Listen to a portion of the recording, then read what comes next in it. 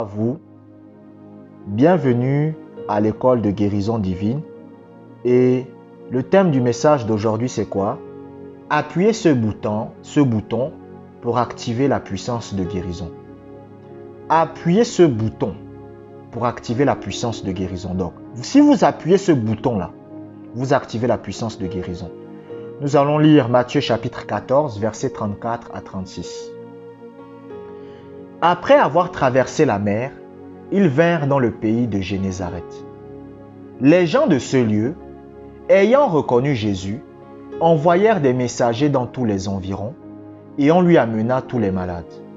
Ils le prièrent de leur permettre seulement de toucher le bord de son vêtement et tous ceux qui le touchèrent furent guéris. Amen. Et tous ceux qui le touchèrent furent guéris. L'un des plus grands problèmes que les chrétiens... Écoutez, dans l'église, il y a trois grands problèmes que les chrétiens expérimentent. Allez dans toutes les églises du monde, que ce soit en Afrique, que ce soit en Europe, que ce soit en Asie, que ce soit aux États-Unis, en Amérique du Sud, il y a trois grands problèmes que la plupart des chrétiens expérimentent. Premier problème, la prière. Si vous allez dans le monde entier, la majorité des chrétiens vous diront que leurs prières ne sont pas exaucées, ils ne comprennent pas pourquoi. Deuxième problème, c'est quoi? Les finances. Si vous allez dans la majorité des pays, en Afrique, en Europe, ils vont vous dire « Ah, je n'arrive pas à avoir la promotion dans mon travail. Ah, j'ai du mal à toucher un salaire. » Et par la grâce de Dieu, si vous cherchez la promotion dans votre travail, je déclare que cela est votre partage au nom de Jésus. Je le déclare. Au nom de Jésus, vous aurez la promotion. Au nom de Jésus, votre salaire augmentera. Au nom de Jésus, vous aurez un travail. Je le décrète. Et le troisième problème que les chrétiens vivent, c'est dans le domaine de la guérison divine. La majorité des chrétiens ne comprennent pas les principes de la guérison.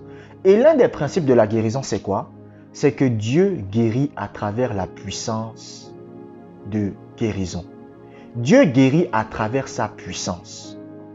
Vous comprenez?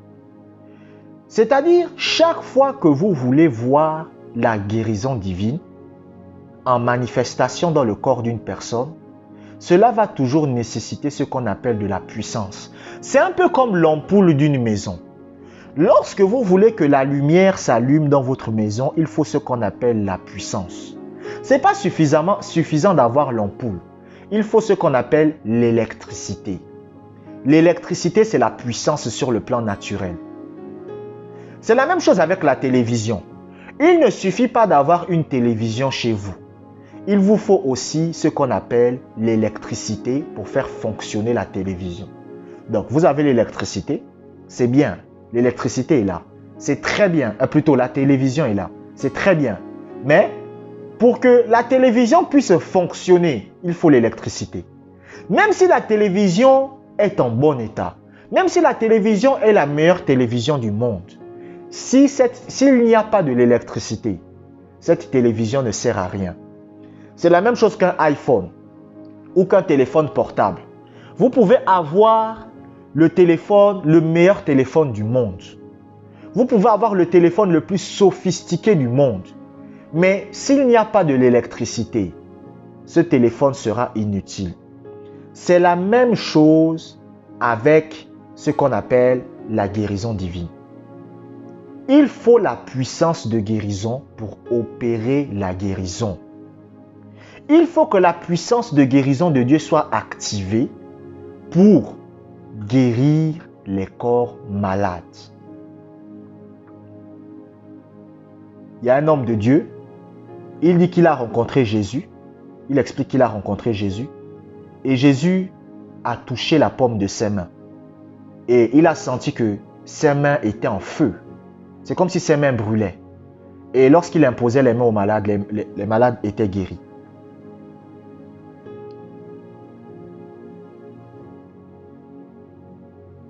C'était à cause de quoi selon vous?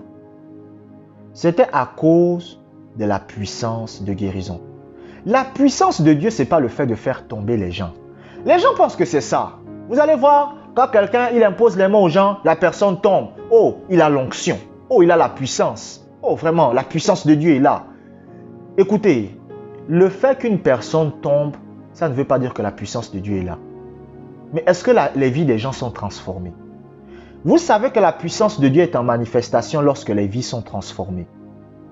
Par exemple, en ce qui me concerne, si la puissance de Dieu est dans ma vie, votre vie doit être transformée. C'est-à-dire que si vous êtes malade, vous devez commencer à avoir un rétablissement dans votre vie.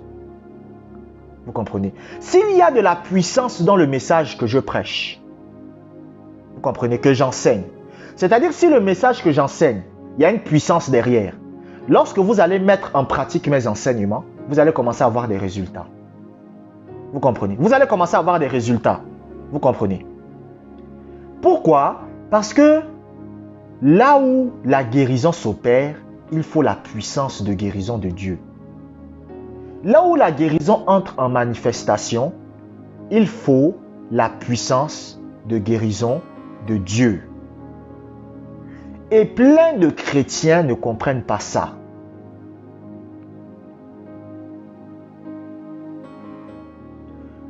On raconte l'histoire, j'ai lu la dernière fois un livre d'un homme de Dieu. Et j'ai lu un témoignage de lui. Et cet homme de Dieu, c'était un pasteur. Il était en train de prêcher, d'enseigner. Et pendant qu'il enseignait, quelqu'un est tombé de l'estrade. Parce qu'il enseignait, il avait une très grande église. Et quelqu'un est tombé de l'estrade. Vous comprenez? Et cette personne s'est fracassé la nuque. Et cette personne est morte. Vous comprenez? Et les gens ont commencé à paniquer. Il a dit aux gens, taisez-vous, laissez-moi finir mon message. Il a fini d'enseigner. Et lorsqu'il a fini d'enseigner, il a dit, emmenez-moi le mort. Quand on a emmené le mort, il a imposé les mains au malade. La nuque de celui qui était mort s'est rétablie. Et il est revenu à la vie. Vous comprenez? C'est la puissance de Dieu. Vous comprenez? Et moi, je rends grâce à Dieu parce que je serais capable de faire ça. Vous comprenez? Pour l'instant, je ne le fais pas encore. Mais c'est le désir de mon cœur. Moi, je dis à Dieu, il faut que tu m'utilises. Il faut que même quand quelqu'un vient me voir, il me dit, mon fils est mort. J'impose les mains sur la tête de l'enfant mort et il revient à la vie. J'ai dit, c'est le niveau que je dois atteindre. Je dois atteindre ce niveau. Il faut que lorsque je touche quelqu'un qui a le cancer, cette personne est guérie instantanément. C'est le niveau que je dois atteindre. Et le Seigneur m'a dit, si tu payes le prix, tu atteindras ce niveau. Maintenant, comment libérer la puissance de guérison? C'est quoi le bouton qui libère la puissance de guérison? C'est quoi le bouton? C'est quoi le bouton? Le bouton de la puissance de la guérison, c'est lorsque vous louez Dieu et adorez Dieu pour votre guérison, même si vous ne voyez rien. Voici le bouton. Cela semble comme de la folie. Comment quelqu'un qui ressent les symptômes d'une maladie va louer et remercier Dieu pour la guérison de cette maladie alors qu'il ressent encore les symptômes de cette maladie? Cela semble comme de la folie. Les gens qui vous observeront, même les chrétiens, vous diront que vous êtes fou, que vous êtes folle. Et moi, c'était ce que les gens disaient de moi. Aujourd'hui, je suis libre de la constipation chronique. Je suis libre de l'asthme. Pourquoi? Parce que j'ai activé le bouton qui libère la puissance de guérison de Dieu. Et c'est quoi ce bouton? C'est l'action de grâce. C'est la louange et l'adoration à Dieu pour votre guérison. Vous comprenez? Lorsque j'avais les constipations chroniques, je levais les mains au ciel. Je disais, oh Dieu, merci. Je suis délivré de ma constipation chronique. Oh, je te rends la gloire. Oh, je te bénis, Père. Merci, Seigneur, de ce que tu me délivres de cette maladie. Merci, Seigneur, de ce que je suis libre. Oh, Seigneur, lorsque je pars aux toilettes, je ne suis pas constipé. Oh, merci, Seigneur, mon Dieu, mon roi. Merci de ce que tu me délivres. Oh, Père, merci. Je n'ai pas du mal à respirer. Oh, Seigneur, même si les médecins m'ont dit que je ne serai jamais guéri, que mes poumons ne seront jamais rétablis, même si les médecins m'ont dit que je n'arriverai jamais à marcher, à courir, parce que mes poumons sont détériorés, je te remercie, Père, je suis restauré. Merci, Seigneur, je suis guéri. Merci, Seigneur, je suis délivré. Mais je ressentais toujours les symptômes. Mais à force de le faire, la maladie a commencé à diminuer dans mon corps de façon progressive. La constipation chronique a commencé à diminuer. La constipation chronique a commencé à diminuer jusqu'à ce que cela a disparu. C'était la même chose avec mes problèmes de respiration. Au début, j'avais du mal à respirer. Mais j'ai continué à le faire. J'ai continué à le faire. J'ai continué à le faire. Et par la grâce de Dieu, aujourd'hui, je n'ai plus aucun de ces problèmes. Aujourd'hui, je ne prends plus la ventoline. Je ne prends plus la bécotide. La dernière fois, j'ai une maman que je connais. Bon, ne faites pas ça. Ne faites pas ça. Je ne vous dis pas de faire ça. Parce que moi, c'est ma foi, vous comprenez? Elle m'a payé la ventoline. Elle m'a dit, oh Josué, tiens, voici la ventoline pour toi. Au cas où, si la ventoline si tes problèmes de respiration reviennent et que tu as du mal à monter les escaliers, j'ai pris la ventoline, j'ai jeté ça à terre, j'ai écrasé ça avec ma chaussure, ça s'est cassé. Bon, je ne vous demande pas de faire ça, s'il vous plaît. Ne me recopiez pas. Moi, j'ai une foi violente, vous comprenez? J'ai une foi très violente. Moi, je suis prêt à mourir. Hein. C'est-à-dire, moi, ne me recopiez pas parce que moi, je suis prêt à mourir. Vous comprenez? C'est-à-dire, il y a des choses que même quand j'avais le palu, si je dois mourir, je vais mourir. C'est pas grave, vous allez me pleurer. Vous comprenez? Moi, ma mère pleurait même. Hein. Il y avait des jours où j'étais malade, ma mère pleure. Elle dit, mon fils, s'il te plaît, ne fais pas ça. Même si je sais que tu as la foi en Dieu, s'il te plaît, prends. Je dis, je ne prends pas. Et par la grâce de Dieu, je suis guéri, vous comprenez? Mais vraiment, utilisez votre foi, mais vraiment, j'ai une foi violente. Donc, moi, c'est ça, vous comprenez? Donc, elle m'a pris la ventoline. C'était une maman. Parce que j'ai beaucoup de mamans que je connais, vous comprenez, qui me connaissaient à l'époque et qui connaissaient mes problèmes. Ils m'ont donné elle m'a donné la ventoline. Oh, Josué, prends la ventoline au cas où. J'ai pris la ventoline, j'ai jeté ça à terre, j'ai écrasé ça avec ma chaussure. La ventoline s'est cassée. Vous comprenez? J'ai dit, ne me donne plus jamais la ventoline ici. Ne m'emmène plus jamais. Je suis guéri et en bonne santé. Vous comprenez? Vous comprenez? Donc, c'est ça. Parce que je sais comment guérir mon corps. Est-ce que vous me suivez? Je sais comment guérir mon corps. Je sais comment pousser le bouton de la puissance de guérison. Vous comprenez? Je sais comment le faire. Vous comprenez? Je sais comment le faire. Est-ce que vous comprenez? Un jour, il y a un homme de Dieu qui était gravement malade. Il était hospitalisé, il était dans l'hôpital. Il était sur le point de mourir. Tellement il était fatigué de sa maladie, il avait du mal à se déplacer, vous comprenez? Il s'est mis sur son fauteuil roulant. Il est parti en forêt, seul, là où personne ne pouvait le trouver. Je ne sais pas. En tout cas, il a réussi à se déplacer.